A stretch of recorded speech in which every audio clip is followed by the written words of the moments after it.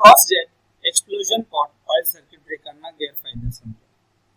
ડિઝાઇનમાં cross jet chamber, arc control device અને નોઝલનો સમાવેશ થાય છે, જે તેને પ્લેન એક્સપ્લોઝન પોટ બ્રેકર્સ કરતાં મિકેનિકલી વધુ જટિલ બનાવે છે.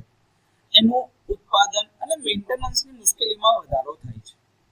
આ મિકેનિકલ ભાગો અને સાંકડા નોઝલના કારણે કાર્બન ડિપોઝિટ અને જે બ્લોકેજ થાય છે એને રોકવા માટે વારંવાર ઇન્સ્પેક્શન એટલે કે નિરીક્ષણ અને સફાઈની જરૂરિયાત રહે છે.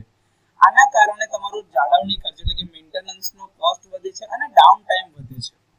ક્રોસ જેટ બ્રેકર્સ ખૂબ જ ઊંચા વોલ્ટેજ એપ્લિકેશન માટે યોગ્ય નથી, કારણ કે આર્ક કંટ્રોલ મુખ્યત્વે ઓઇલના દબાણ અને ચેમ્બરની ડિઝાઇન ઉપર જ આધાર રાખે છે. તેનો ઉપયોગ મોટે ભાગે મીડિયમ વોલ્ટેજ રેન્જ એટલે કે લગભગ 220 કિલોવોલ્ટ સુધી થાય છે. જો કે પ્લેન પોટ પ્રકારોની તુલનામાં ઓઇલનું કાર્બનાઇઝેશન આમાં ઘટાડી શકાય છે, પરંતુ તેમ છતાં પોટની અંદર વારંવાર આર્કિંગના કારણે કાર્બનિક પ્રદૂષણ એટલે કાર્બન ડિપોઝિશન